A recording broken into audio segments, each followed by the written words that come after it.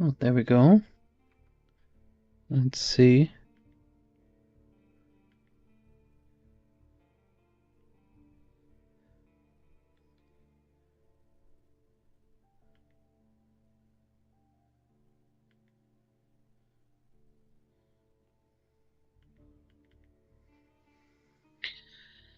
To walk into fogs, to die mysteriously. Oh, fuck. Yeah. New game. Everyone knows to stay away from the wilderness. Most people would never risk a lonely journey. Roadwardens not only accept this struggle, they embrace it.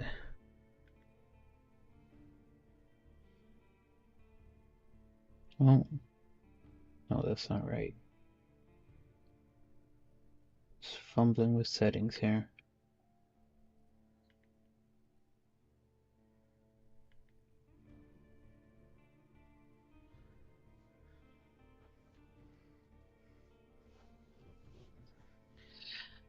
They deliver messages, assist merchants, burn human corpses, and if possible, get rid of the beasts and highwaymen.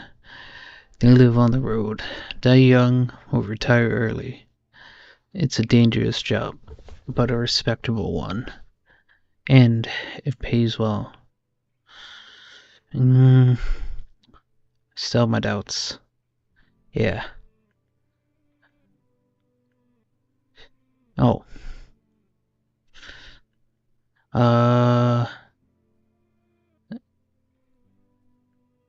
Oh. Okay. I lead the safety of the city walls.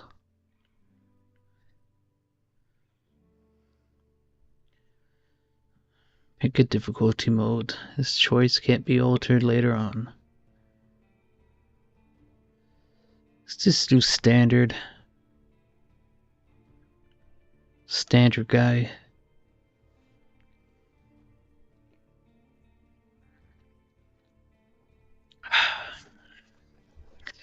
The wall is still standing. There are no wolves around. No stench of blood. Good signs. This should be the place you're looking for. You're supposed to meet with a group of soldiers, but you hear no voices, no sounds of labor. The gate is ajar, but the camp isn't safe. It may keep away the goblins and pebblers, but not beast folk, nor trolls. And the night is near. Your palfrey? Okay, yeah, that's a word. Breathes heavy. It had a long day. Why does it say the horse?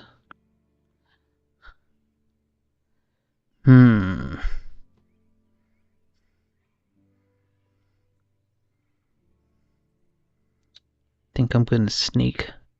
Do a little sneaky sneak. Oh shit. What the fuck? Every boot's hit the ground, and the pain of a long ride finally catches up with you. You stretch out, bring your back and legs comfort. All you want now is a table, a decent chair, and a nice beer mug, and a warm snow.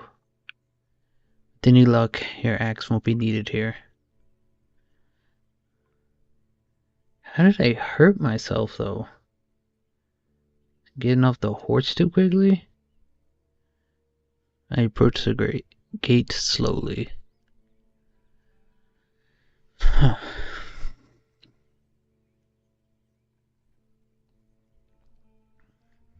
If it's a military camp, it doesn't look the part.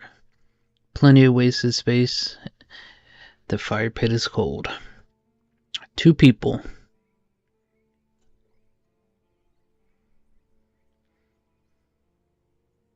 What's this archive? Oh.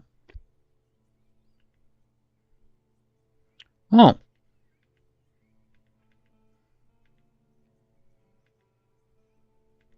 Oh my lord. It's a bunch of stuff. Two people are sitting at the table, tired and disheartened. They are looking in different directions, no one paying attention to one another. One of them is holding a cup. Yeah. After a moment, you notice a quiet humming. You recognize the melody of a lighthearted drinking song from the city harbor.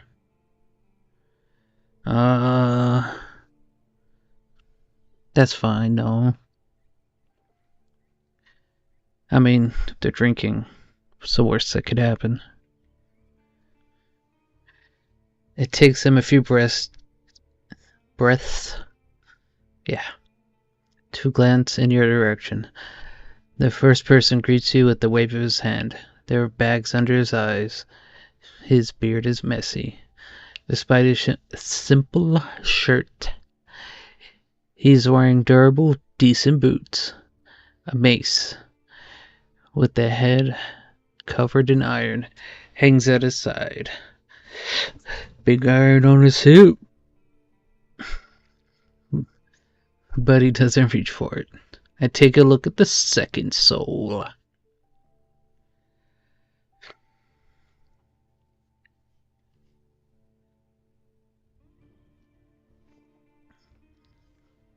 Just like you, she's wearing a Gabinson. That's what it's called. Gabinson. Named after Gabe. But hers is a bit loose, as she took it off a corpse. Probably off of Gabe.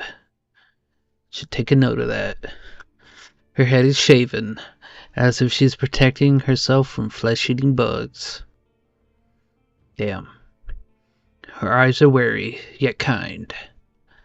She smiles. Considering the squad was sent here half a year ago, these two surely look the part. Although there should be more of them. 8, if you believe.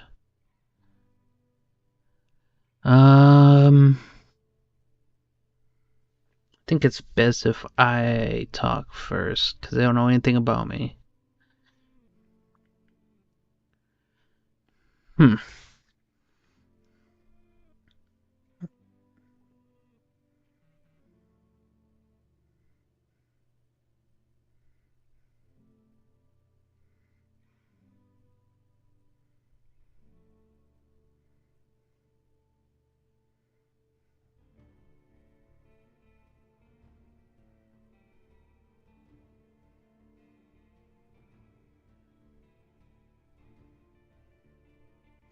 Oh, I guess Nitro's back for a day or some shit. I forgot I even had that. Okay. Oh. Friendly? Playful. Well, it is. I'm supposed to sounds like I have some background information on them. Hide your emotions, intimidating. Nah, friendly, yeah. I was hoping to meet your lieutenant. Can we talk for a bit? Oh.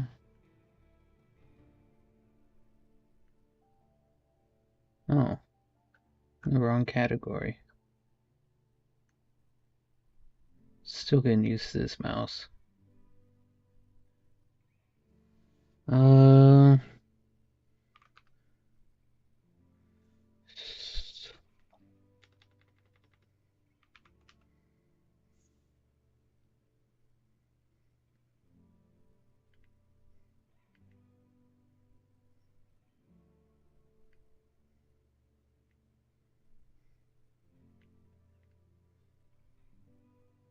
Dang it.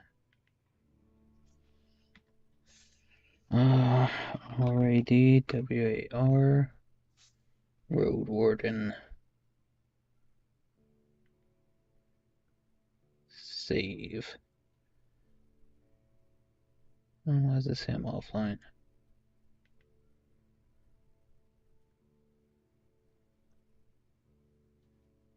Category gaming.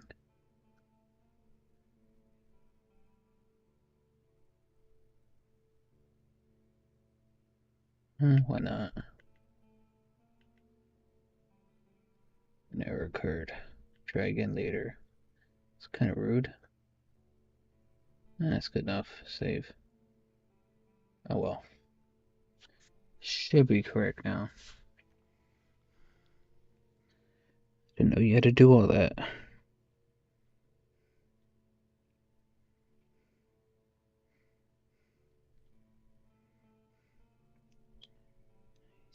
TRO.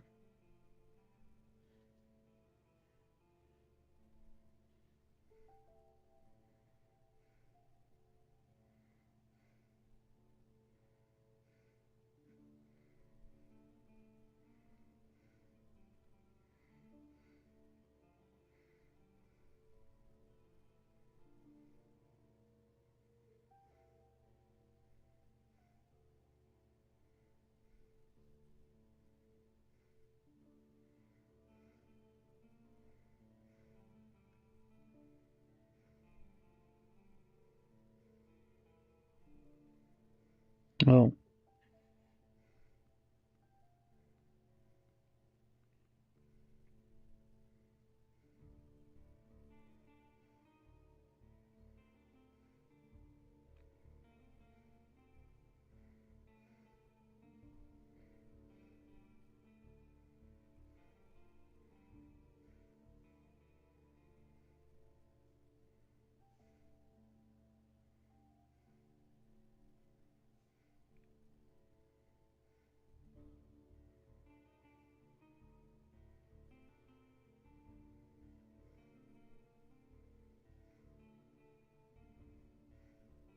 What's this?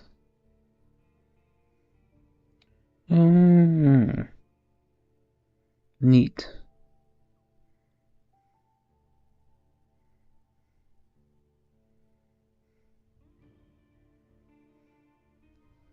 Okay. The woman lets out a loud sigh. Dust off her Gableson. Steps towards you. She pays little attention to the sword at her side. No, I'm not doing a voice. We most definitely can, you and I. Though holding this rank is still somewhat new to me. Are you a messenger? Or did you lose your mount? She observes you with curiosity. Or are you looking for help? I'm your new Roadwarden. Yeehaw!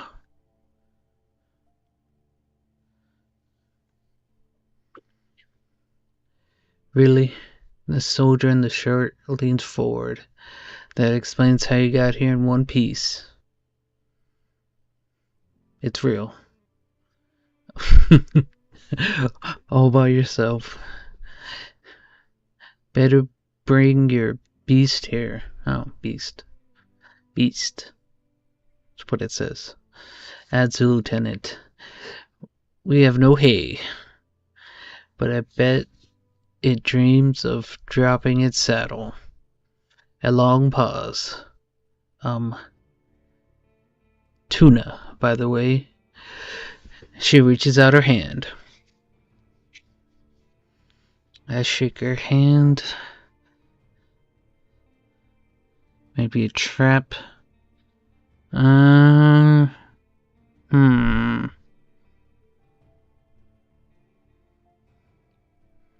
She has ill-fitting clothes, but the other guy is good.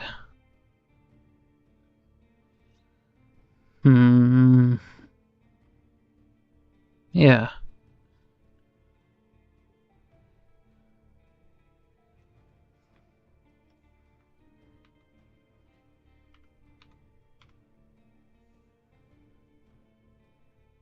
Bibo. Her grasp is confident. The shake is slight. She's shaking in her boots already. Just keep your horse away from the tent. She steps away. We don't need to smell its dung. Good to say it's shit, but whatever. There's this one issue. Mm-hmm.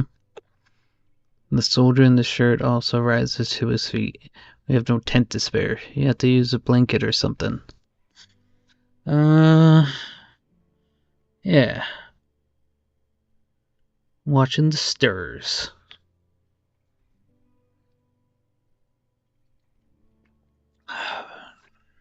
You walk through the gate. Your mount looks around and snorts anxiously. Not many humans can ride a horse. What?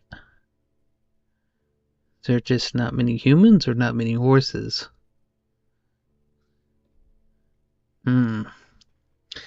It's not only taller than you, but it's also bulky. As heavy as it is strong. You can get in the saddle with a single breath, but most people wouldn't even know where to begin. From every side, it's a wall of flesh. Horses were brought to the Dragonwoods from the conquest in the south. They can trot for a long time, but won't outrun some of the local monsters. So there's not many horses. Your pal Frey needs you to survive, but without it, you two would be lost. Okay, so it's asking where I want to sleep.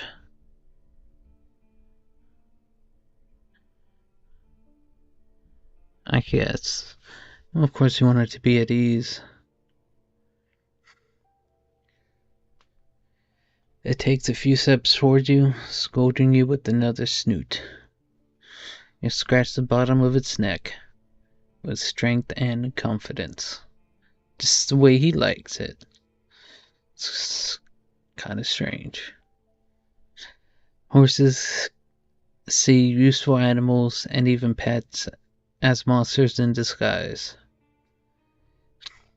Getting emotionally attached to them is believed to lead humans to their doom. But you know that horses need companionship. Oh yeah.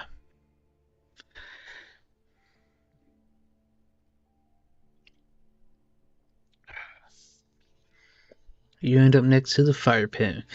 Removing the saddle makes the horse nicker with relief. You take a couple minutes to examine its back, just in case. While the riding equipment is not that heavy for such a strong animal, with enough time it starts to chafe. You wish it had something better to eat than this shabby grass. You should look for an inn, but you need to unpack. You haven't bought that many things, and you lost one of your sacks while fleeing the Crimson Corpse Eaters. Sounds rough. Worst of all, you have no rope left. Maybe this... What? Rope? Is that important? I guess for tying up the horse. Aside from the travel set, you own a few valuable possessions essential for your trade. Okay. Fighter Mage Scholar. That's a no. Let's go with Overliable here. Nice. Open your inventory. Food rations, merchandise, equipment. Axe. Oh. What?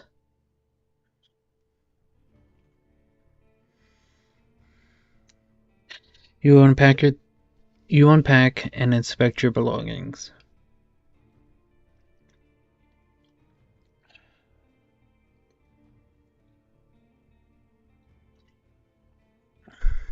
Your water skin isn't pierced. The spare clothes are still here, just in case you take a look at your wooden bowl and mug. Your cape, tinderbox, bandages, food rations, knife. Oh, okay. Just telling you what you have. Other than looking in the was there a knife in the inventory? I'm pretty sure there wasn't. Oh, well, I guess it's this. It's just that. And my X.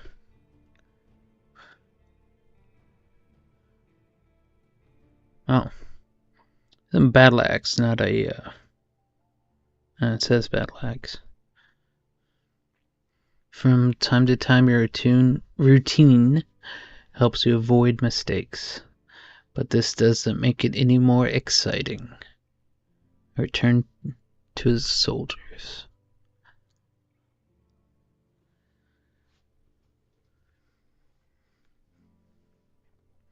They're at the table again, observing your beast and chatting between themselves. Some growls at the side of them, eating out of wooden bowls. One more bowl, what's previously unused, at the end of the table. You can sit down on a tree log. Okay. Thank them for the meal. Don't want to eat with them. What? Gonna ask Tuna about the area. It's not what I meant to click! Fuck! Go back! She's focused and chooses her words carefully. She looks away only when she gathers her thoughts. I'm afraid I can tell you less than I'd like, and less than I should. She nods towards the other soldier. As you can see, there's not a lot of us left. At the beginning of summer, there were 8 of us, including our previous lieutenant, which is 9. So 5 are dead. 4. One has including. So 9 minus 5. 8, 7, 6, 5, 4. One has run away in tears. Oh. 8. 8 minus 5. Okay.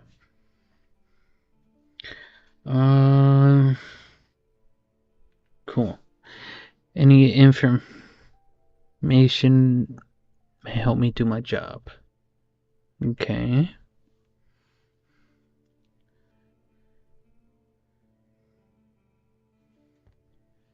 The man leans forward, his legs shaking nervously, shaking in his boots. It sounds like a kid asking a bard to sing him one more story, tell a joke, or do a magic trick. Whatever it takes to escape his boredom. His untrimmed beard has a much younger face than you originally thought. Okay. What did the officials tell you? I expect not much. No soul governs these. Why would they be out there, though? Well, yeah, I mean, it's 2 people that might end up dying anyways. Okay.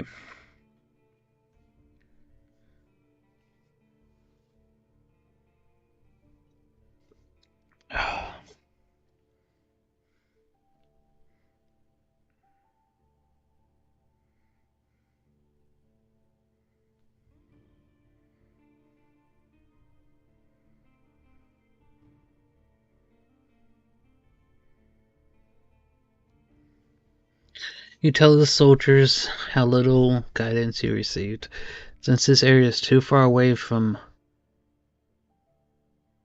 Overland. Overland. Overland.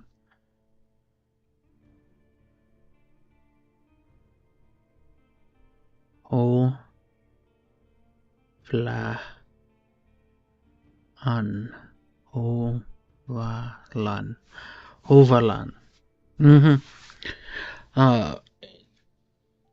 To keep it on, yeah, so it's dangerous. You are warned that it's untamed and unknown.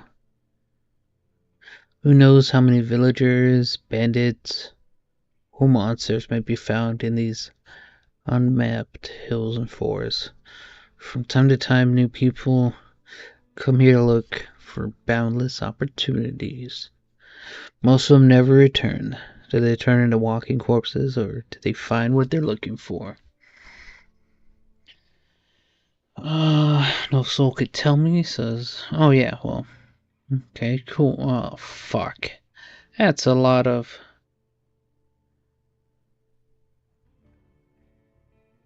Okay. Lieutenant sips her cup, crosses her ankles, ankles on knee. Oh, okay. Sitting on a chair makes you doubt she'll ever find a comfortable position. What should I know about penicilla?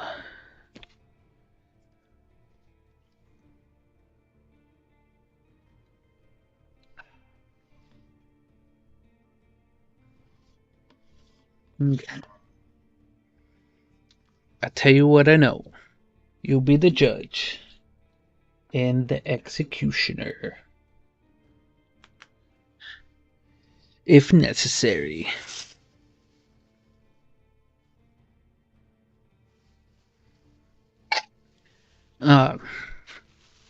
Says the lieutenant.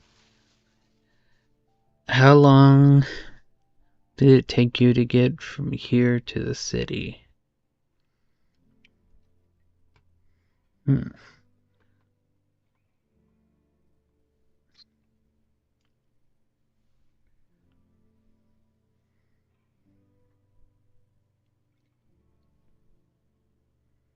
Okay. On a decent, say decent horse, because that's palfrey, like pal and frey, like a ferry, I think, on a ferry horse. Even though they're nothing like a ferry horse. 3-4 days. Yeah.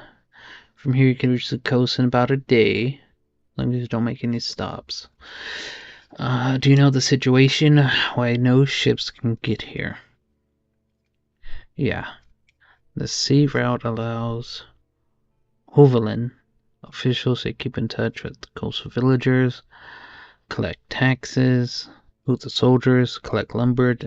Oh. Okay. Because of the rocks. Oh yeah, that's how it was in early America in some places. Probably even now. There were some spots where you just kind of had to, like, go ashore, then use, like, a little boat. Doesn't know much about fishing. Obviously, because soldiers, they're not fishermen. Well, that's not that many people living by the shore, and they don't crave to stay in touch with the city folk. She pauses. Companion carries on. No soul from the north ever came to the camp. When we travel to the roadside inn, Pell to the north, they're happy to trade and play dice. Okay, why don't you stay at the settlements? For real. Holy fuck. It's a church thing? Ugh. Doesn't sound good.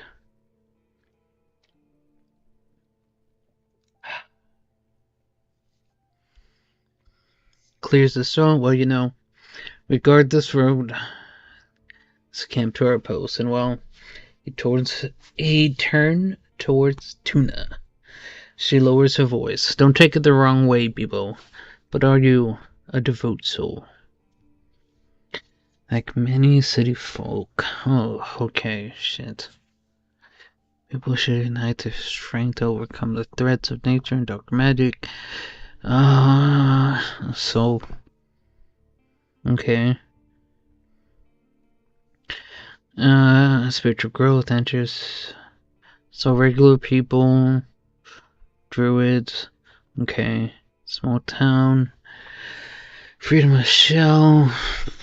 I don't even know what that word is. And so, main virtues of my life, my community is unique and independent. So, I guess it's like the hippies. A strong connection to nature and spirits.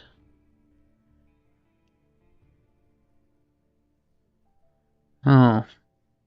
Wow. Yeah. Oh, so Order of Truth mages, pagan druids, small village. Huh.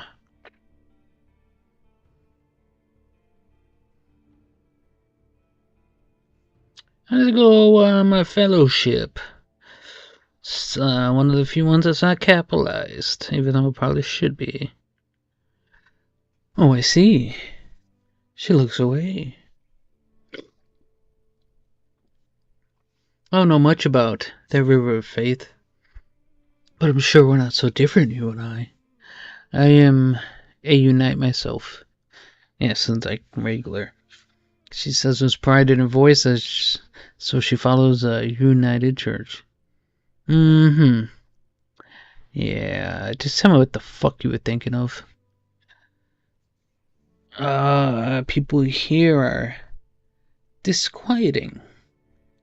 Every few words he taps the table with their finger. The traditions won't help them negotiate with the officials. Here, she starts to draw lines with her index finger as if she's pointing to an invisible map. The peninsula is connected with roads, like a big circle. Okay.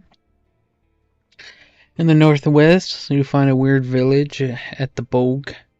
It's not exactly pagan, I don't think.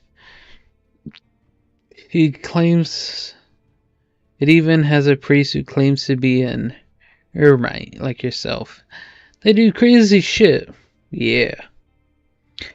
They use the dead to cut down trees and dig in soil. Weird.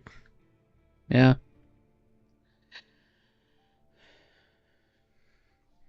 I've heard tales like this one since you were a child. If an isolated settlement manages to survive without a city's influence, its customs and traditions grow more and more alien.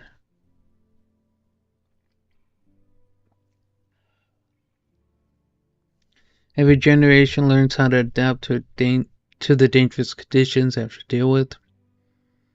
Pagan traditions muddy their river of faith. The United Church often warns its members about the crazy druids, necromancers. It's pretty fucking close.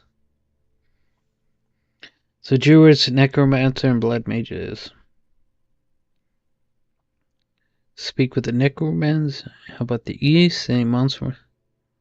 What about the east? She stares off across the camp. Hard to tell. We went there only once. There are hills, forests, rivers. Saw a tunnel sculpted in leaves and branches. We didn't. Oh, okay. So druids. Okay. Necromancer. Seems like there's a lot.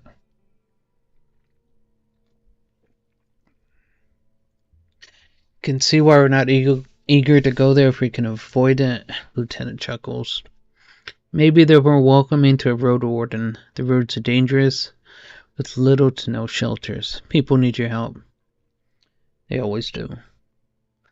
The man in the shirt turns a bit and points a finger to the northwest. You'll be headed to the undead village. You'll get to an inn and then soon Tuna nods. Pale to the north is a safe place. You can talk with the innkeep or the guards and ask them about the road. Any monster. Yeah. Okay.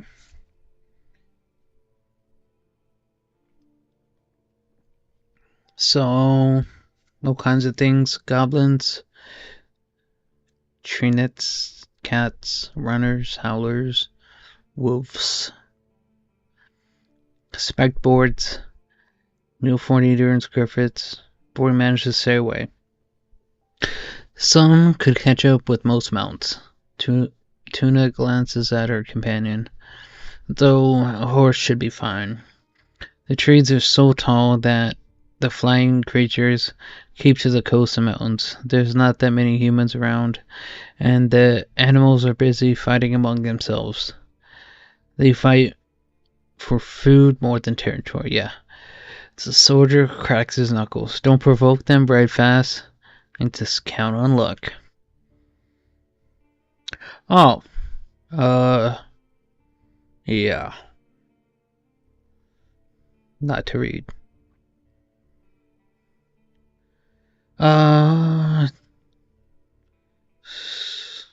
So free rope?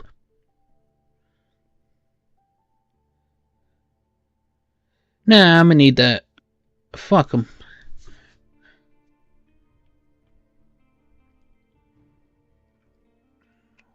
Happened to your squad. Man shrugs, bandits, monsters. A strong band, though, his companion chips in. We got to the peninsula in spring. We saw some people living in this camp. The lieutenant decided to avoid it and looked for an inn. We had to travel through the night for a bit. The bearded soldier scoffs, crosses his arm, but she carries on. If he had decided otherwise, we all would have died that day. Okay. The innkeeper explained that the camp is a trap. That the Romans will pretend to be soldiers, stay there at night, lose everything you have. Slave hunters. Boom. Getting to the bottom of this. Very much so. They killed some, took others away. Who knows where? You know, where they be slaving. They were letting the Northerners go, hoping to avoid their wrath. It kind of worked, said the soldier. We asked them for help, but they refused. We had to clear the entire camp on our own. That's why 3 of our people died. Don't exaggerate. It's not like the lieutenant didn't make a mistake. He wanted to get rid of them, take over the camp, but we didn't know the enemy well enough. We were outnumbered. They had an ice mage among them. And at least we cleared the road and... Wow. Yeah, wasn't a good trade-off. Nothing that would surprise you. Those who survived the skirmish were young, too inexperienced to spend the summer in this place without a good leader. And they didn't trust me. One of them got caught by a Trent. Another one ignored my orders to perform some sort of ritual hunt. Yeah. Bear tore to pieces. Last one tried to act tough. Didn't tell us that he cut his hand while cleaning his Gabenson. Ghastly chuckle. We had to cut it off, and he was so ashamed that he decided to walk north, find a new life, disappear. Idiot. What a colorful... Yeah. Man tries to drink from his mug, but it's empty. I'm just gonna stay silent. Yeah, I mean... She is... Has become a lieutenant. Not much of a story, honestly. She looks at her hand, which is currently rolling a mug over the table. In the city, there's a strict order. What should I call it? She exchanges a look with her companion. He couldn't help her. Leadership succession. I guess. Hovland Chief selects his commanders. They select lieutenants. They put together the soldiers in order of priority. Lieutenant dies. They gave place to the next person in line.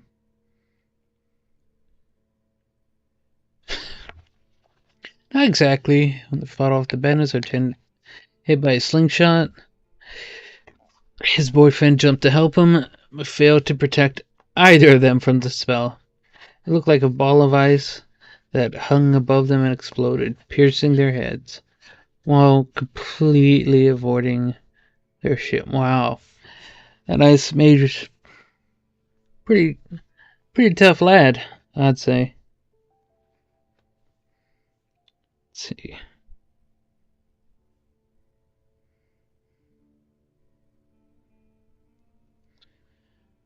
You were third in line, is that right? Let's try to get along. I agree, but so what? He's dead. Now he's gonna learn much from scolding, and you were the. It ends up with the same thing. I didn't plan to become leader, though. I'll get demoted once we return to the city. I prefer to follow anyway. What's your squad's mission? The lieutenant looks you in the eye. You know, the usual. Making roads safe, keeping people alive.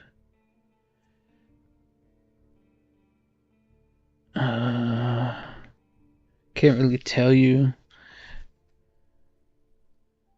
You sense no hesitation. Do you have any other questions? Well, yeah. To the inn. One northwest of here. If you can't afford the room, main hall's free of charge. The locals rarely gather there. The northern road is much more traveled, mentions Tuna. But the hunters would tell you about this and that, and you have a chance to introduce yourself. The innkeeper can listen and knows many souls. Okay. Avoid cheap jokes. Stick to trade. Don't waste his time. Hey. Oh, man. Story's brief. Smurches built the cat to have mules and donkeys between the inn. Plenty of grass here. Pond nearby. Place grew more dangerous. Became abandoned from time to time, serving as shelter. Brandons came here in spring for the paralyzing exchange of information between the north and south. Since highwaymen are no more, the situation may reverse. You can sleep here whenever you want. The man concludes their tale, though they don't expect you to wake up without pain in your back. Previous Roadwarden. Aren't you a bit late for a rescue mission? We haven't heard from him in almost half a year. He did. The soldiers speak between themselves, trying to get their story. Ah, man. So I guess this guy didn't talk to them. They confirmed that he stopped by their camp a few times, but stopped showing in early summer. The bearded soldier starts to scratch at the table with the tip of his. Okay. I don't remember his voice. Always busy. Johnny things to take care of. He would sit somewhere, sharpen his sword, fix his loud mail, clean clothes, write notes on his one. Okay, yeah. Just staying busy.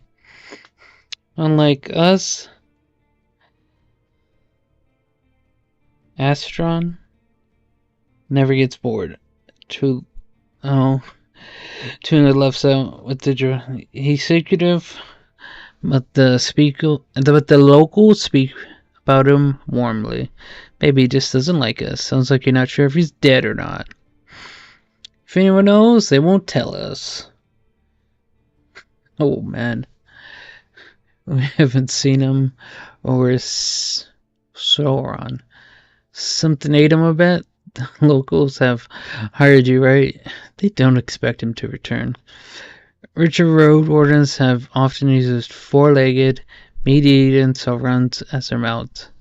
But they have to be tamed and trained since they're hatching. But unlike horses, they can easily defend themselves against many monsters. At least your horse is fast and reliable, and won't suddenly sink its teeth into an innocent fox. Do you know what he's looking for? Maybe he left you a message. Neither one of us had any insight in dealings. My predecessor left me with no clues. We also took Astralon's stuff. Wait, she raises her open palm. Almost forgot. She stands up, heads to nearby tent. It's kids in a village near Hoveland. I was planning to take all these things there. A pouch, a second spear, decent bow, and some potions. Quite a treasure. She glances at you. But I'd much prefer to bring them the truth about their father. So you want to find out what happened to him in exchange? Yeah, here's a catch. She does. Oh man. Either it's dusty there or she hasn't used it. We hired a messenger to ask commanders for further orders. Since she hasn't returned and you know nothing about her, either she ran away or something happened to her. She sighs with resignation. We're meant to stay here until fall. What do you think? Come back to us once you learn something about the man. We'll get back to Overland together. You think about your real mission. The fuck is his real mission? Planning to return to place anyways. If he's alive, I don't think he's gonna be happy. I don't think he's gonna care. Yeah, he's considered dead. Who knows, you might just find a shell lying on the roadside tomorrow. He wears mail, uses a spear mostly, maybe 5 feet tall but stout. Long red beard, short hair, pale face, rarely smiles. A dwarf. So it's a dwarf. She glances at her companion. But he has nothing. She sits down, stretches her legs. So find out what happened to him, dead or alive. Just let me know. It's getting late. We should prepare for the night. It's movies time. I agree. You may do better than also stay vigilant. She winks at you. Shattering the mask of a soldier. Yeah. Thank you for your help. One more thing, if I can. Bearded man approaches you. Can you take the first watch? Splitting time between 3 people makes a great difference. You think for a moment? To fully rest, you need a good sleep. And just to keep them alive. Since I didn't give them any money. Fabulous. Should stay calm at least before midnight. Wake me up in a few hours, even earlier if anything happens. Happy to do my part. Go to splash water in her face. Your horse is already napping. I'm prepared for my watch. Just as there's the area, plenty of monsters. I'll try to jump over the palisade. Probably better watch out for the apes. They climb, carry any food. Monkey. And there's this really loud were elk that keeps smelling the ball, although it's never tried to get in. It points at the gate. They're gonna block the gate.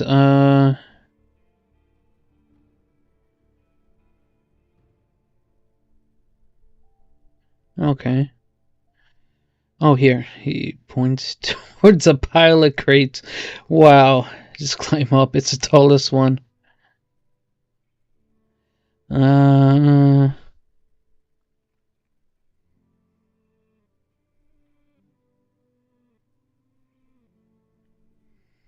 your blanket on the tallest crate. Sit down. Ice is warm. Okay. Let me go to the restroom.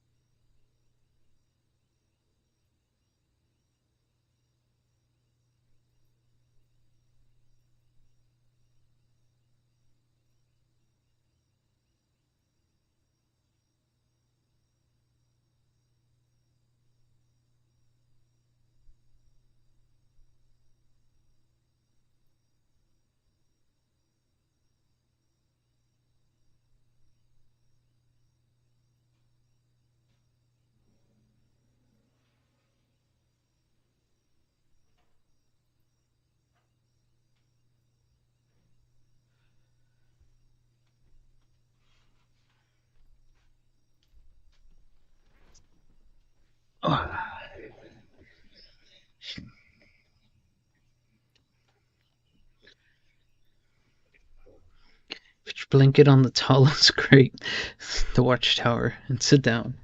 The night is warm, but the sporadic summer breeze brings a gentle refreshment. Time to time, your back aches.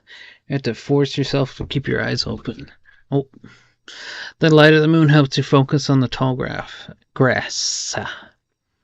From time to time, you spot smaller critters and birds, but there are exceptions. At one point, you see the three-horned deer trying to challenge one another. Before they clash their antlers, a two-legged dragonling appears, leading its much smaller offspring.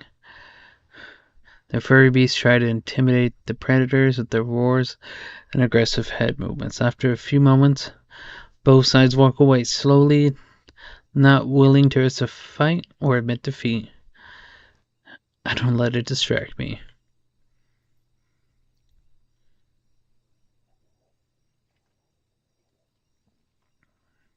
Hear the death screams of distant prey and the mating calls of monkeys. Ooh.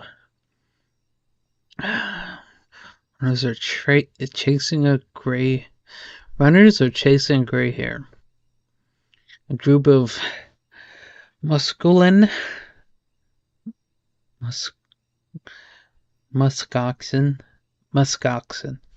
lazily chew the grass, preparing themselves to sleep. A dust fox is running together with the lynx, making playful screeches.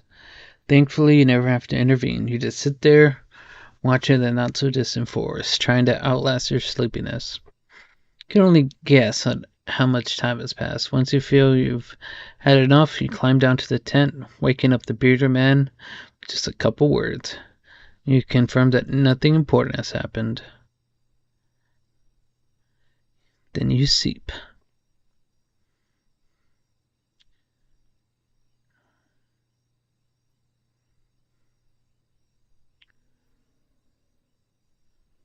What is a real goal?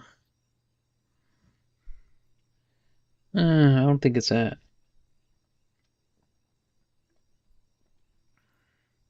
Merchant Guild wants to take control of this realm. Warden duties are secondary. First and foremost, you need to explore the peninsula, learn about the territory, resources, and threats. Get to know the locals, and if you can, convince them to consider negotiations with Hoverland officials and traders. Could the tribes resist the soldiers, or be a threat to the priests of the United Church? Are there forbidden practices that need to be eradicated, such as blood magic, necromancy, robbery, or necromancy and slavery? There was also robbery. 40 days.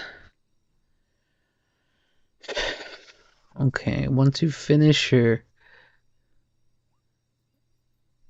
I can't even... No. You should speak to Tuna and return to Hoverland. There you report back to your employers, get your reward. In the meantime, you have your own... Oh, so this is my own goal. Debt collectors for siblings? I don't know about that. Retire early? I like that. I like that one. I don't think that's true.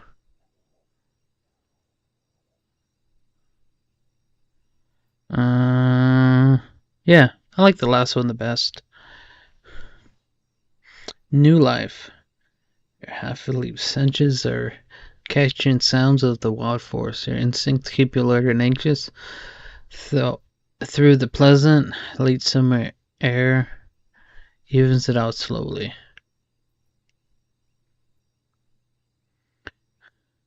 Think about your goal, but you need to gather your... Yeah, go to sleep.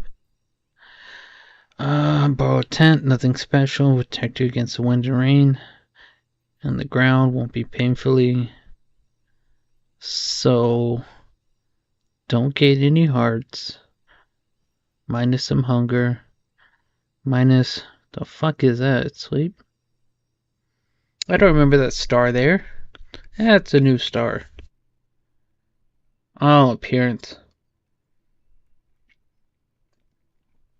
Woken up by the sunlight, well rested and ready.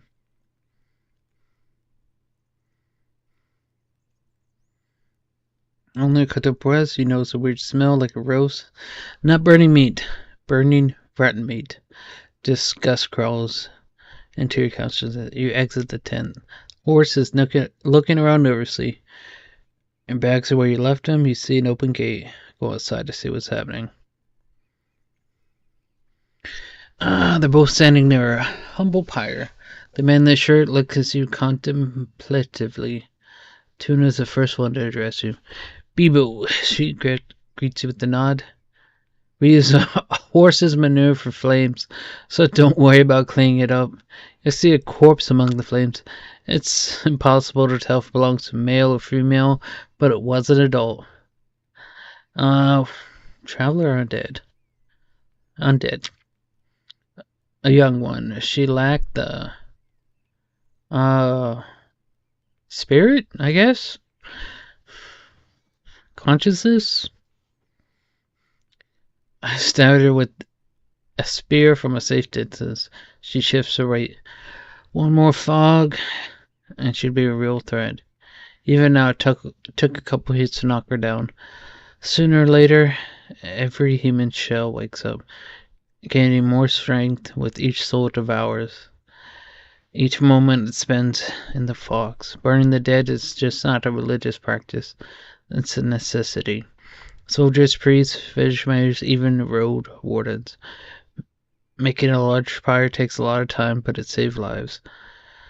Tuna calls the undead a she. Most unites hesitate to do so. Time for me to get the fuck out of there. Running away from the reek? Yeah. Find us here if you need us, or you learned about what happened to Astalon. If those is enough ground here for you to rest, safe travels. The words make you stop. An old farewell, mocked in a number of songs and tales, but yet you hear no scorn in Tuna's voice. You wonder how many acts of kindness like this one you're going to experience in the days to follow. She returns to the pyre. Yep. You somehow miss the fact that your mount is already saddled and warmed up. Double check the equipment. Don't need to fix anything. Soldiers are diligent. Normally, yeah, you put on your, make sure, Pafty.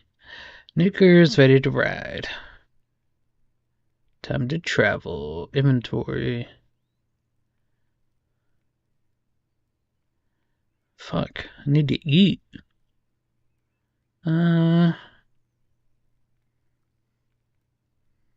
Should be fine.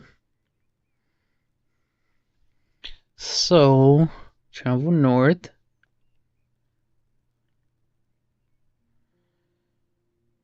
Okay. An hour later, you wouldn't expect to meet any travelers in the valley. Warm summer breeze lures your mount forward. But the serene chirping of birds is quickly replaced by squirrels and gooches. Pack of four-legged griffins. They're larger than foxes. Okay. And merge the features of bird. Okay. Not that bad. Each one is of a different size, coat, and colors.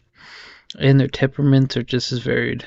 The fronts are covered with vivid feathers, while their rear have darker fur. Their wings are massive, making them impressive jump. Okay. So they're fast little things.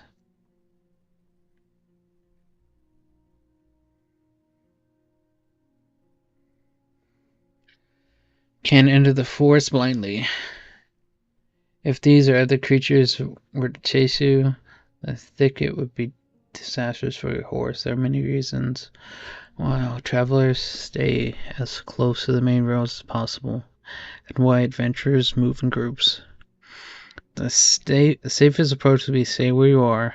Just wait for the pack to get hungry. It may, however, take a couple hours. And you're thinking about your conversation with Tuna. Got a lot to do. Time may be of the essence. So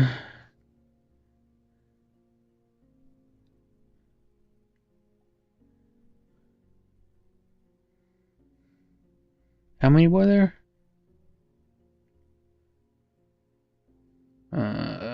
Let's see.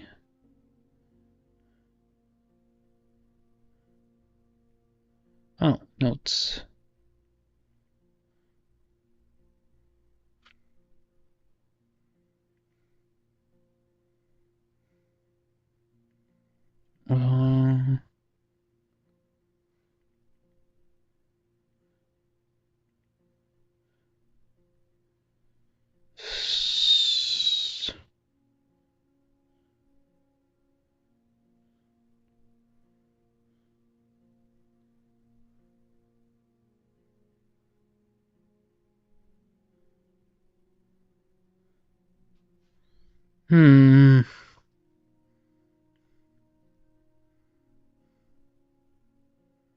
Could use force, but I'm starving.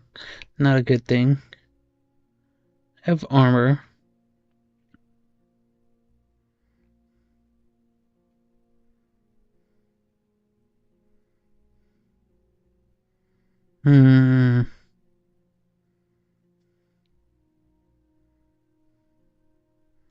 If they scatter, there might be something more to do.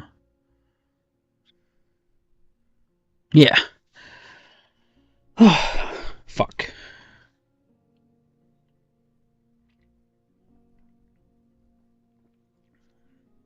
Initially your horse completely trusts your guidance, so after a few more steps it snorts.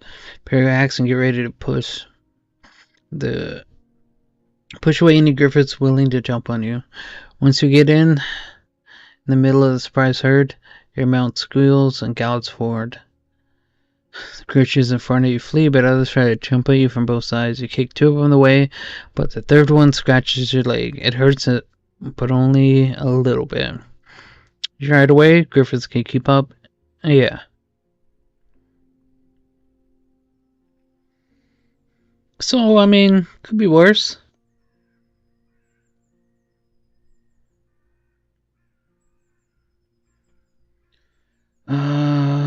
The road splits. Told you. Safe in at the left. The forest is lush, trail overgrown. Kids used to have the song, how did it go? The harshest pathway leads to the dragon's lair. Those who search for treasure do truly dare. Signpost in front of you doesn't make your situation much clearer. It's put together here by someone who can't write, for folks who can't read. Covered in old red paint, it points, blood there, as people say, danger to be found. There's not a soul to ask for guidance. Oh.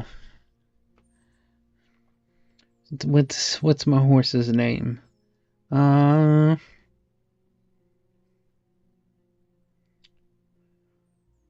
Let's see. Maybe.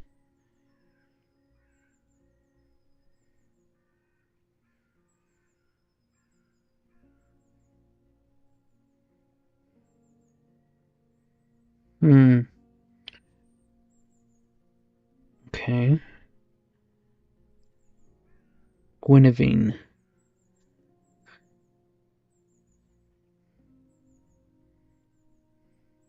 Guinevere. Right? Guinevere. Oh, there we go. That's how you spell it. Guinevere.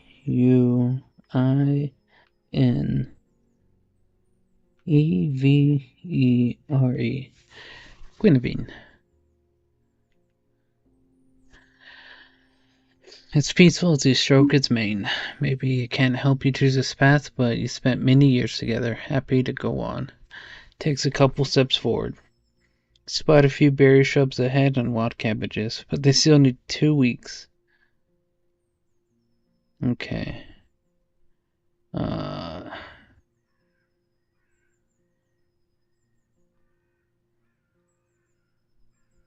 West? Always go left to you.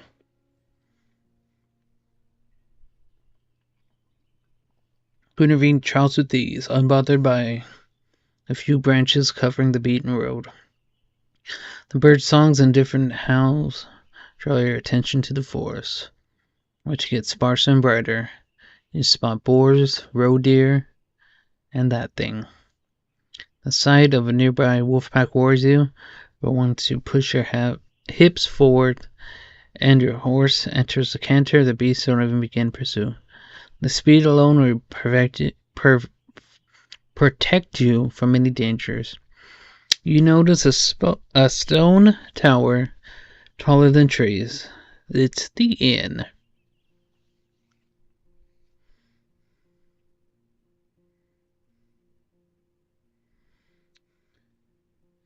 Inns like this one fit the region's traveled by merchants, but you wouldn't expect a place of this size in the Forsaken Peninsula. The stone and lumber must have been transported from far away, and the workers, guarded by expensive mercenaries, surely lived for many seasons on this primitive hamlet, subsiding on salted supplies. There's seemingly no cracks in the wall. The building was whitewashed only a few years back. The road is wide and beaten. Dozens of souls could hide if not for the building. Then, at least in the yard, the expenses and labor to put this fortress were worth many trading chips.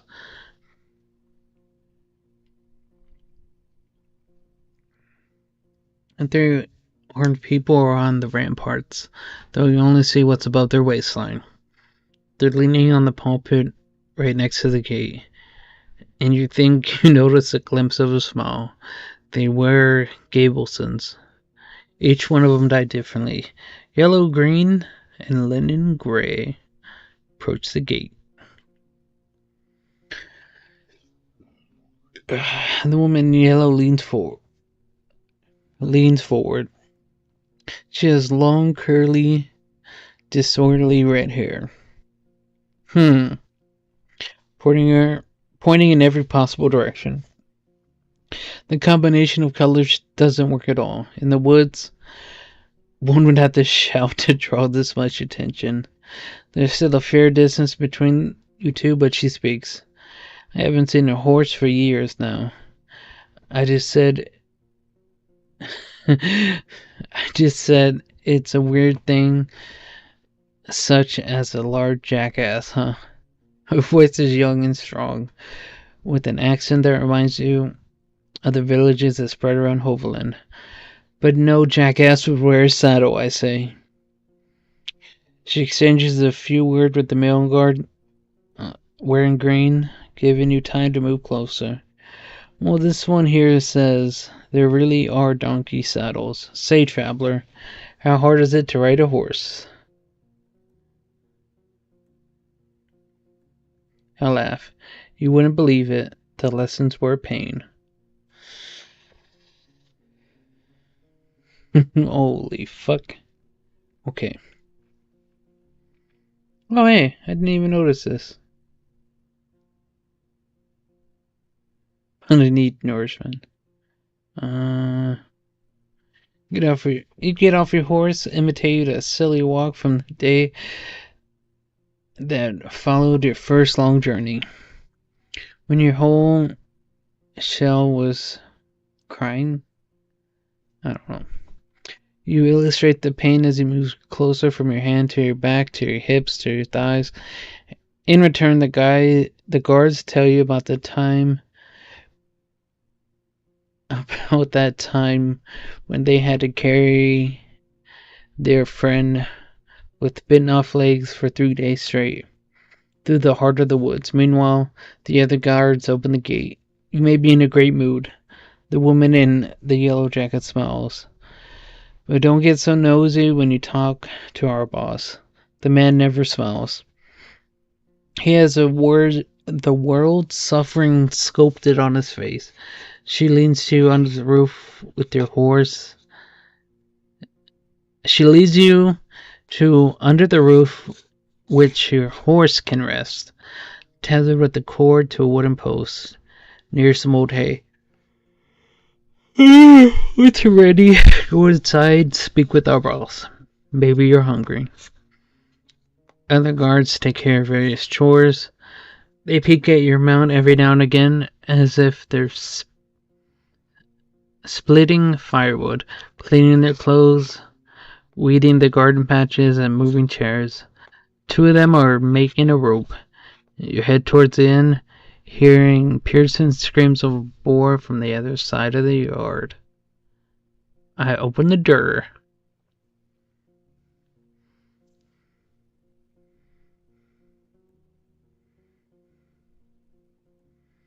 Okay.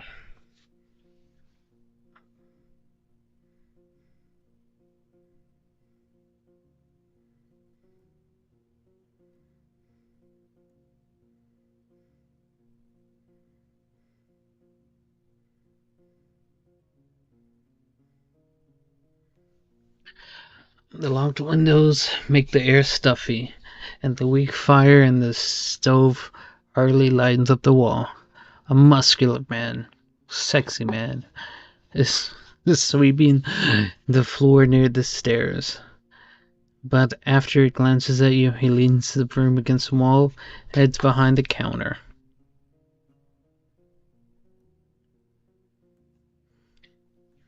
You're lucky to show up.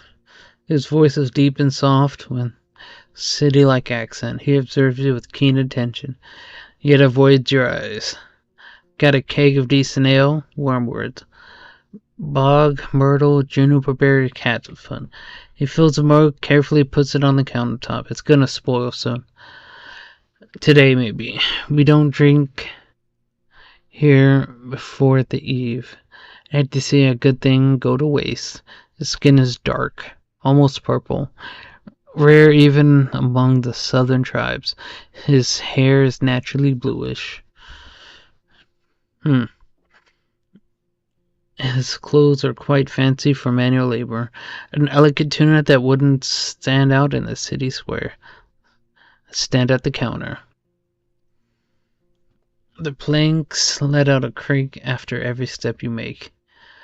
So you slow down a little bit. You can swear that the innkeeper has made no noise. Here you go. He pushes the mug forward. But just so you know, my pelt of the north doesn't belong to the Hoverland. Yeah, that's going to be difficult in the future. You can sleep on the floor if you wish so, but if you want a bed or a meal, you have to pay. We have some leftovers from dinner, but I need to check. No nonsense kind of guy. Doesn't like that. He nods, fills another mug, this time with water. Guess there's no point waiting for Aslan then. I'm glad to see someone taking his place. Even my crew were hits on the road, only if they need to see healers on the Howler's Dell. They're more than resourceful. A road warden is always going to find work here in the north, though maybe not in this eastern road. Takes a mouthful of water, drinks it with a pleasant sigh. There are no guests here at this time, but hardly ever. I can take a short break, for even a brief moment. He meets your eye. Of course you gotta drink the ale.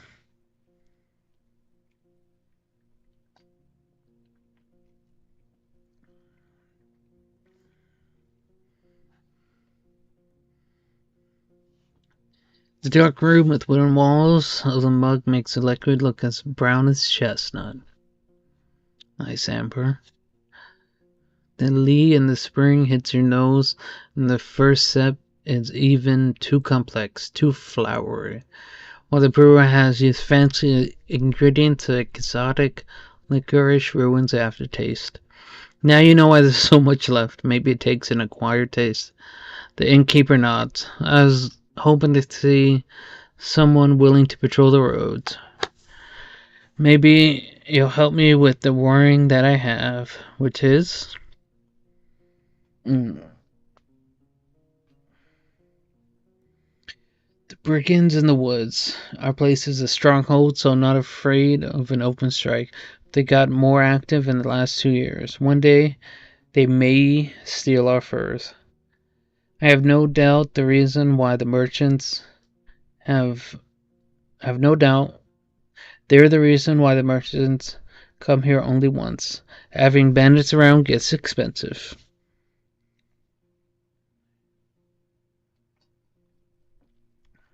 It's the largest settlement around here. I'm sure you get there sooner or later. Ask Thaddeus, the mayor, about. Oh, I think that's Claudia, but Claudia, I guess. The bloodthirsty wolf of a woman. I heard rumors about a raid in the north. If Claudia is willing to break the truce with the locals, I'm willing to join forces with them to get rid of her band.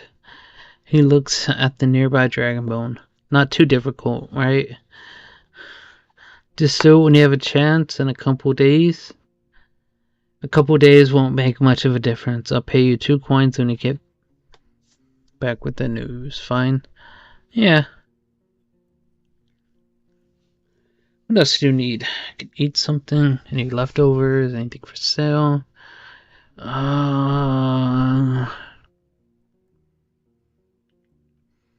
Feed them to a boar. I won't give them away for nothing. He tells you to wait. Leaves the building for a few moments and returns with a wooden bucket and a long stick with a hook. Go through the gate, turn left, you'll see a bunch of bushes. We need some berries. Bring me a bucket full. You'll be down half an hour or so. Your horse could use a nap anyways. I'll prepare something to fill you. The hook is not made of metal or wood. It's a long, curved claw, almost black.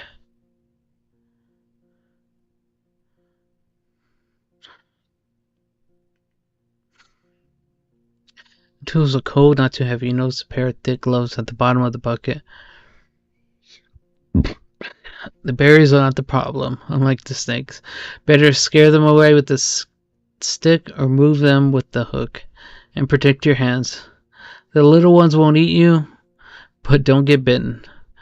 I'm sure you know how to be patient. Previous Roadwarden. Are you now? He glances towards the table and invites you to sit down with him. Don't think I'm going to be much help. He rests on his elbow on the tabletop and grunts quietly to clear his throat. But I do want to find him, so... When asked about his intentions, he measures his word. Astalon and I made a risky deal.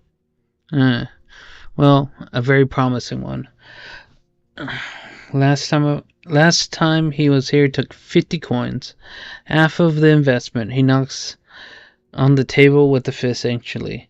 If you get my coin, or at least found what happened to the guy, I make sure you won't be disappointed after bringing me the news. Could it be a thief? Looks at the window and starts to play with the shutter. I just think Aslan isn't the kind of soul that would do such a thing. For him, it wasn't much of a fortune, and I'd risk saying that he earned my trust. Not only mine, you know. It's easy for Roadwarden to make connections. He always had places to go, things to take care of. He rubs the table with his thumb as if trying to clean an invisible stain. I asked the travelers and sent a couple of my pals to find him. No real news. I know we stayed in the White Marches for a day. I was meant to do something for the people there. It's a village in the northwest. Just stay on the main road until you reach the bogs, then enter them. You may get there before dusk. But let me know if you find anything. We may yet return to this whole investment thing. think about it. Tell me about the peninsula. What could anyone say? This place doesn't even have a name. Unless there's an old book in the archive that no soul knows about. You know what I'd call everything from here to the coast? The hunting ground. He glances at your eye. But it's not for us to hunt. Keep that in heart. But the beasts in all shapes and forms. His words gained confidence slowly, which is strengthened by his deep voice.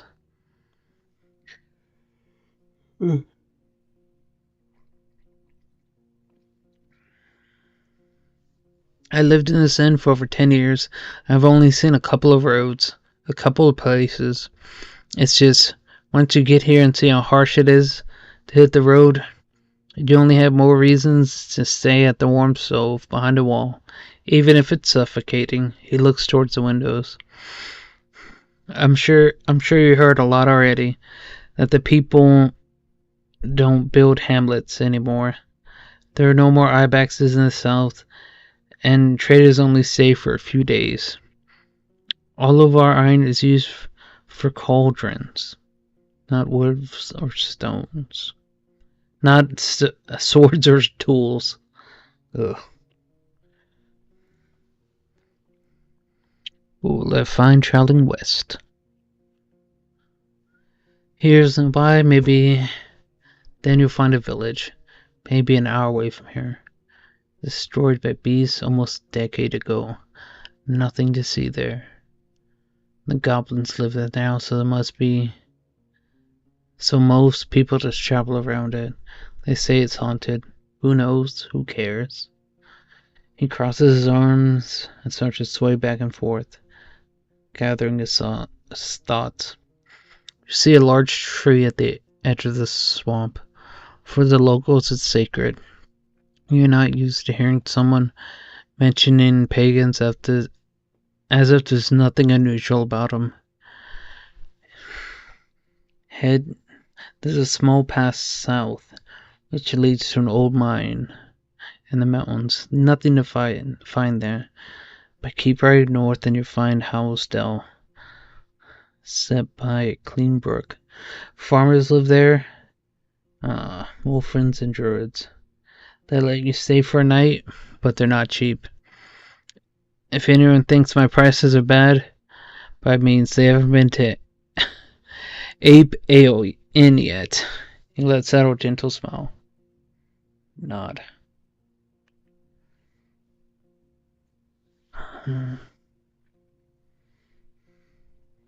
Only know a bit about the next settlement. Old Pagos. The soil there isn't too fertile. So they work in their quarry to help the other settlements build in exchange for their crops. The forests and hills aren't too harsh, but the Seekers have a small monastery nearby in the mountains. I don't care much about them. They keep to themselves and they don't pay well. The third village is unknown to me. White marshes set at the bogs. I heard it smells like a griffith slayer. Heard a lot of nasty rumors about that place, but I won't share them. I don't want to be a lie spreader. So 3 villages really. Howls, the one near the monastery, whatever it's called, and the marshes. Don't let their beds and palisades fool you, though. Weird people live there. Don't tell them more than you need to. You'll wonder if it's something he would tell the other travelers, though. Pretty much. Don't leave the main road, I'd say. Not far from here, you'll find an old dolmen.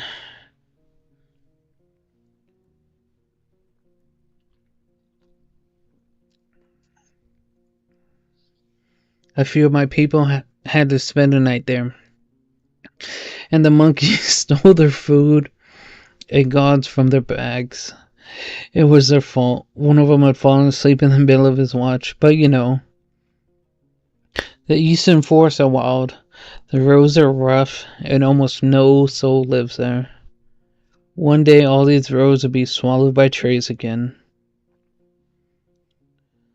The furthest my team has ever gotten was the home of the Enchantress. Just stay on track until you reach the crossroads. Right near an abandoned watchtower. From there, turn east. You'll recognize the place. It's a nice home in a lonely meadow, surrounded by a wall. He looks towards a closed window, then at you again. Kind of like our walls, but simpler. Without coating. She lives as a hermit. Utica? I don't even know how she survives there. But if you don't have decent coin, you won't find much there. So back to the crossroads. If you turn left instead, you'll see a road. People stay away from it. It connects the tower and the monastery. A shortcut between the two sides of the peninsula. I was warned by the locals not to use it. It already belongs to the beast.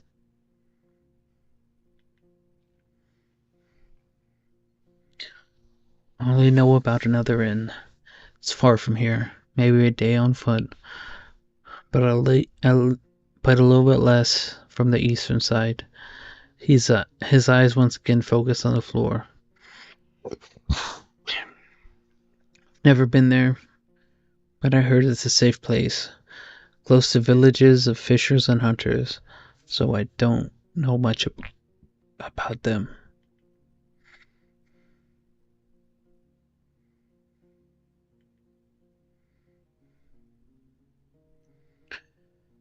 So I know what to think after all. His mocking tone is soon replaced by a gentle smile. It was built long before we arrived, and it didn't work out well for the previous owners. Once the war ended, they left. Not enough travelers, bad trade. The villages stick to themselves. We, however, came prepared, and now we're prospering. When you ask him how can they afford all the supplies, he runs his fingers through his sock hair. I'm not running it in. We don't rely on our guests. We're the ones doing all the trading. My hunters are a clever bunch. They stay safe in the forest, but in exchange for furs, claws, and bones, we get what we need, and more, both from the south and the north. We have a good life here. We spent a whole lot on armor, crossbows, lumber, spears. By another 10, maybe 20 years, we'll have enough savings to move to Hoveland and not work another day in our lives. We take risks, but smartly. Our team is stronger than ever and have big plans for us.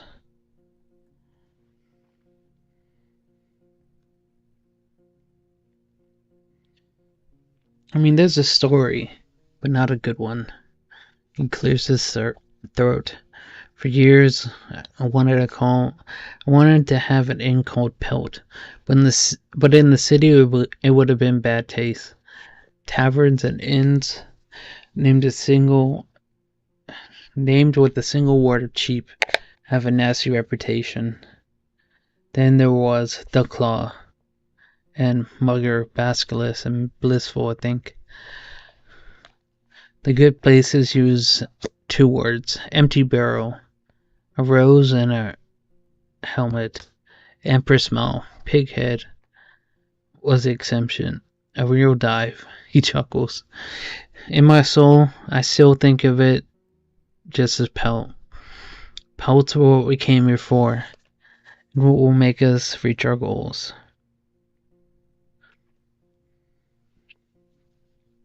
I ain't seen a single soul like this since my ma died.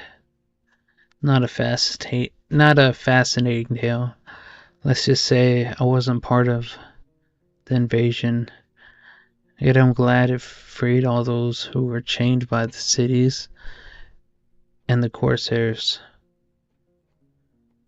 He looks at the wall. I'm Lawson, by the way, but I rarely hear the name.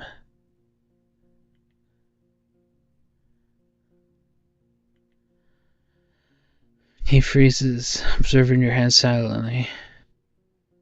He wants me to get the answers from the mayor of Housedale.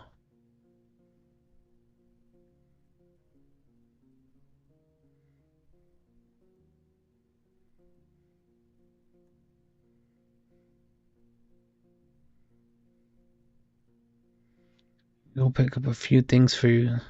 Some food for your travels to start with.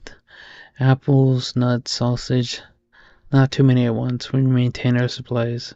We got an elk fur I don't need. It's a buyer that was caught by a pack of red wolves. Nice for a sleeping spot, just as nice for a wall.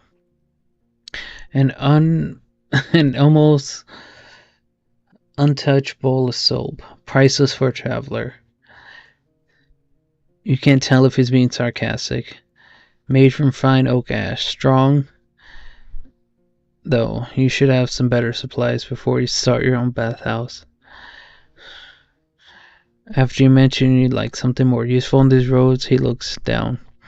I don't have any blades or armor to spare, but if you pay well, you can take one of our crossbows and a bunch of quarrels. A Yule bow, wool cords, and a trigger, and just a little bit of oil. It's as good as you can get without soaking it in magic. Takes a bit of muscle to draw, but even a 16-year-old could handle it. I won't sell it for cheap, but I'm ready to give a discount for a helpful ally.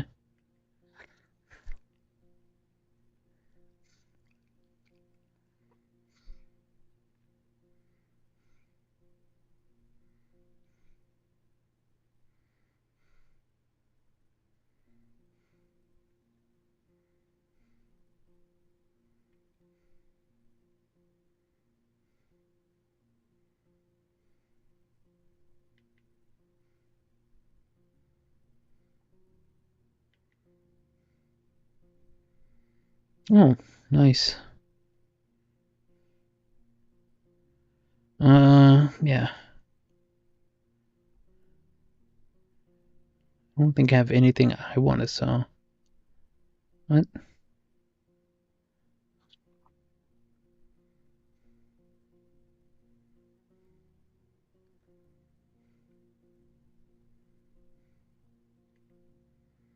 Yep, go outside.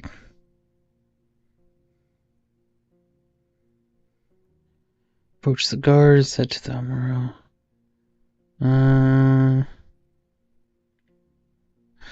Recently renovated wood roof covers the wall from rain and the birds. Once a guard is enjoying a cold drink.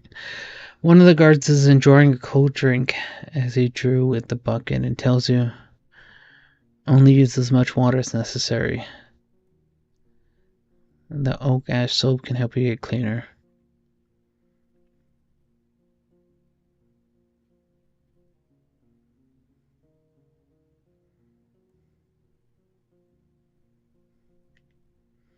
Splashing yourself with cold water won't take away from your smell, but it's enough to remove the tallow and sweat from your skin and the mud's hidden from your clothes.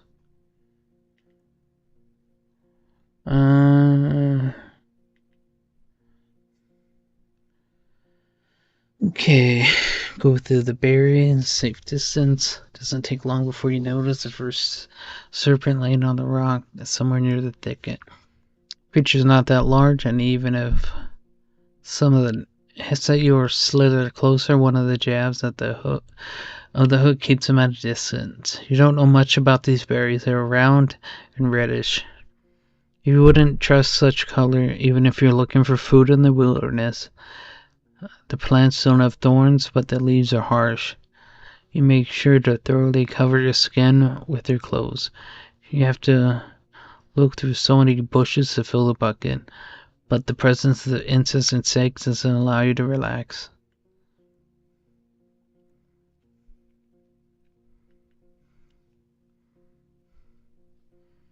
Locked windows.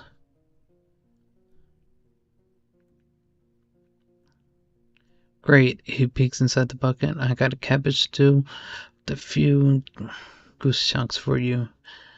I'd even serve it to the merchants, if there were any around. The meal is warm and filling. It's well seasoned and not overcooked. And like I said, I rarely have food to fare, but feel free to ask if you ever stop by. You may be lucky, and I've been cooking my whole life.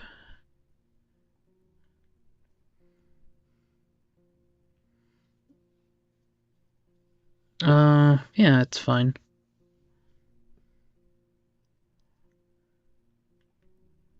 Armor?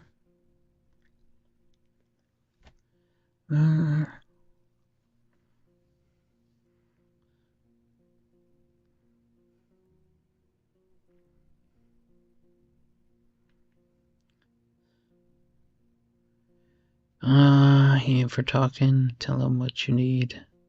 The man smiles in confirmation, looks at the piece of carbon with his hand, then looks around, shrugs, and returns to you with a raised eyebrow.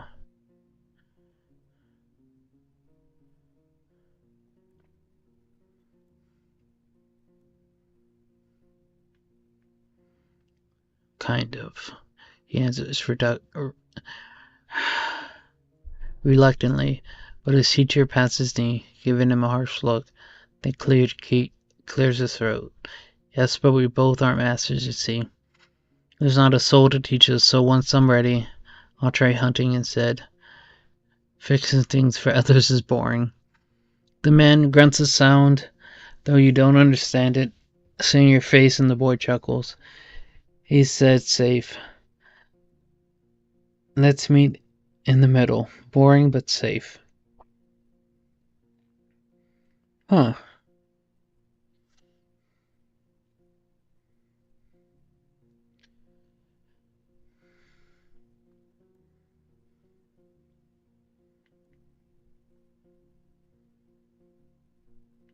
Oh, cool. Guards?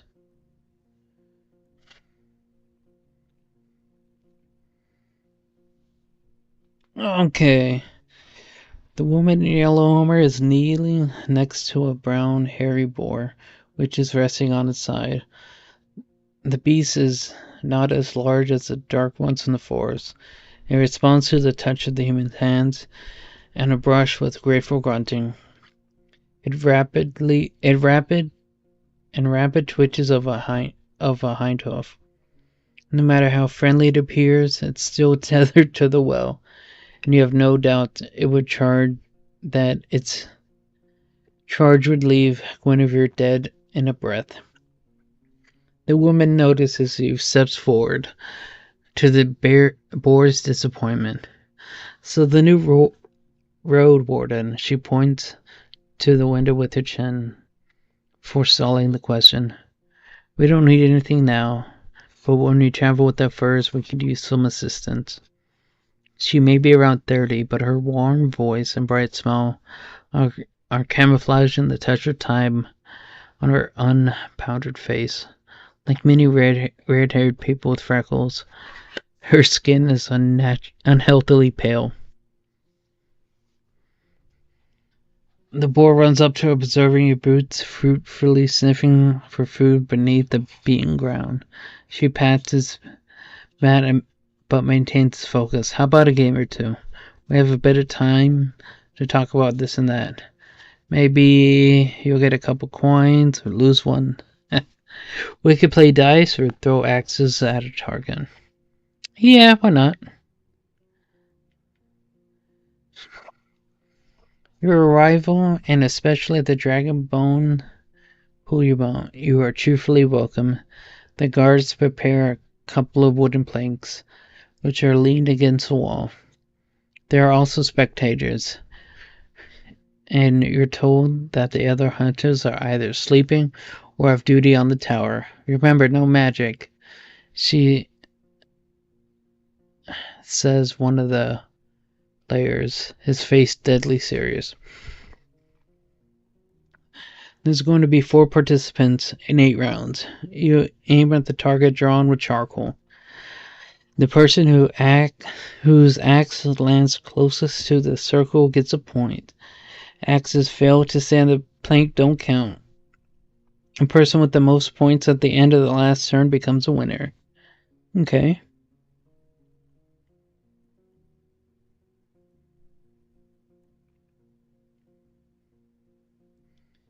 You talk a lot, but also don't say much. You share casual jokes, memories, any views on luck, and optimal strategies. Guinevere and Tuna's camp are also brought up, but when you ask about the roads or locals, the stories are vague.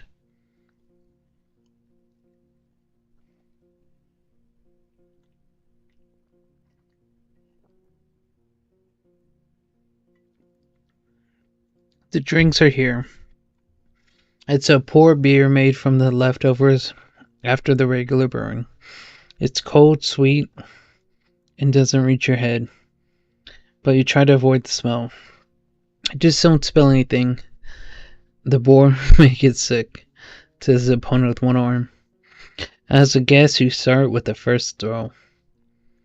Your axe flies well, hitting the very middle of the painted target and piercing the plank with a pleasant thud, which makes it really difficult for the other players to outperform you.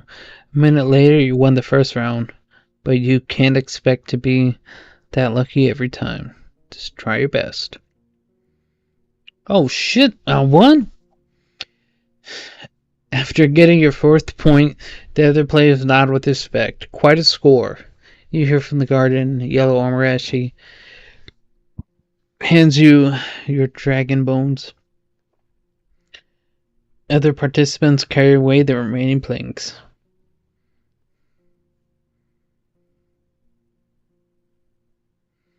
Heart of the woods. We sometimes hunt south from there, then good hunting grounds in the western half. The second one is too overgrown. Maybe the soil is different. She shrugs. Moves a hair away from her forehead, but it's a risky spot. There are trents there, and wolves, and even the furless ones. And if you have to go through the tall grasses, watch out for what's on the ground. There ain't many archers in the trees. She smiles as if it was a joke. But there are all too many worms. Even ones larger than a water leech. What was that? After a brief giggle, a voice gets cold and serious. Now, Roadwarden. We use names and stories among our friends. You ain't one. Don't make me tempt curses. Not much to tell. Many beasts around, wild game, and dangerous monsters. We spend our time surrounded by these walls, leaving only to hunt, forage, or trade.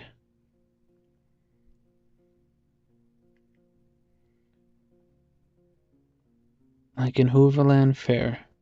But this ain't there to protect the gate. This stronghold was built long ago before we moved in. Not to fight off humans.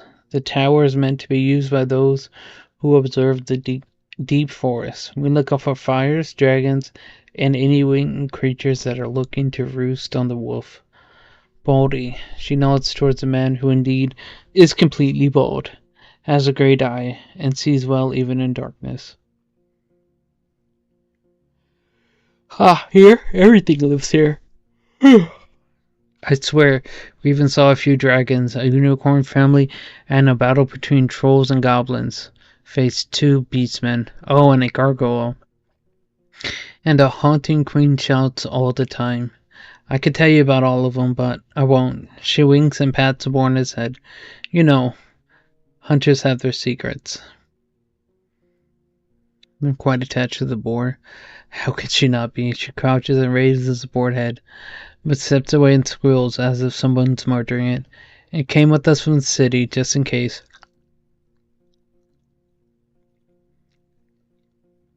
We had no clue how our first winter would go, so we needed some backup meat.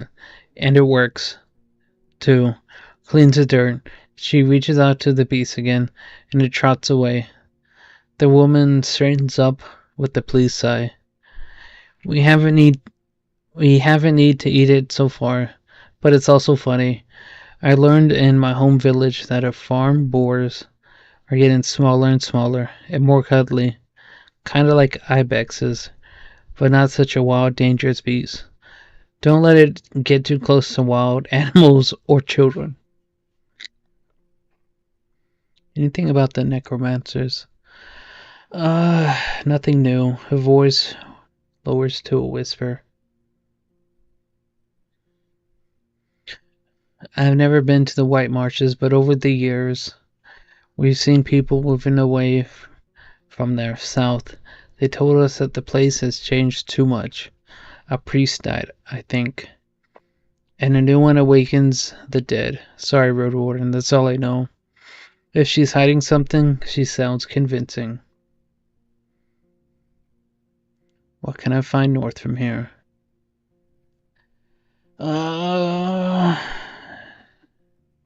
You don't really go north. Twirling her hair, gathering her thoughts. You know what? I've never seen a beach. I've been living here for how many more? How many? More than 10 years now, she giggles. Only part of the sea I've seen was from Old Pagos, which is a place on a hill. I've never put a toe in salt water. She leans towards another huntress who confirms that her experience is the same. But Old Pagos is a good place, as long as you don't mock their order and act nice. They're also be kind. Boss says they're too serious for him to stand them. But at least they don't bite without reason. Squirrel or rat, we don't complain. We move as a group. We look for something larger. Deer or otrons are delicious, but we don't always look for the taste alone. There's value in bones, antlers, claws, and tusks. Things people use to make tools or sculptures. Usually some of them to make tools or spears. You can never have enough spears. She pauses, looks at a strand of her hair, then suddenly speaks again. And we'll look for furs, of course. Thanks.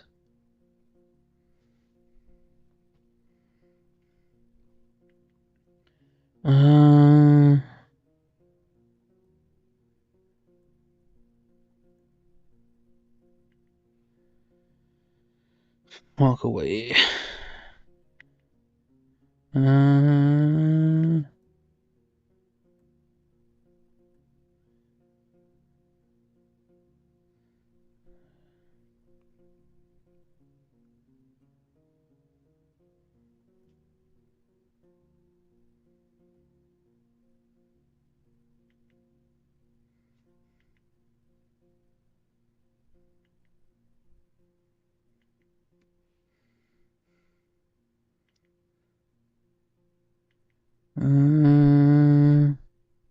I could sleep.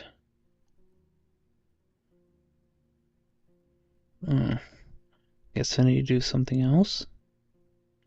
Oh. Usually we forge by ourselves.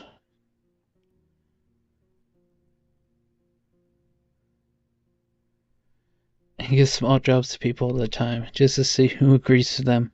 Wants to judge who's of use and who's too proud for their own good.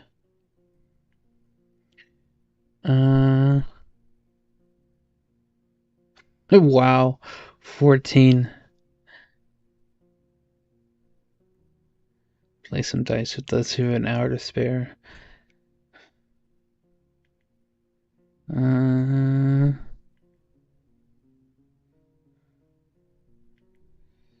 Small logs. Ain't that experience. We do this and that, but only simple things. He shakes his head and points. Since there's no tonic, he grabs a crude bone and shows you its broken head. He wouldn't even if he had the tools, says the boy. We can try all the Howler's Den or Gale Rocks.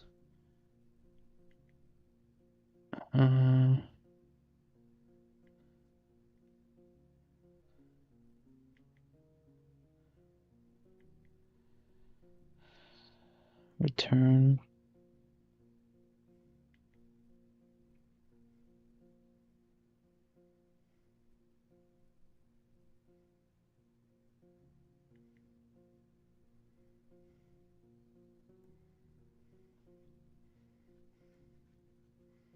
Hmm.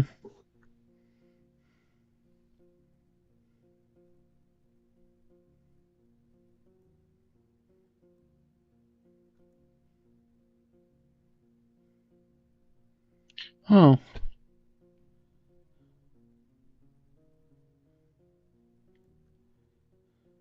Sewing experience.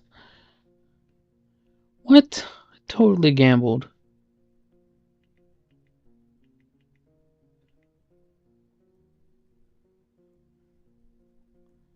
Well, anything for. Oh, I guess I have to.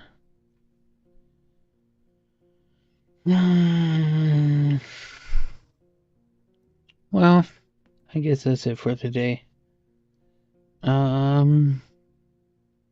Thank you for watching. Let's see.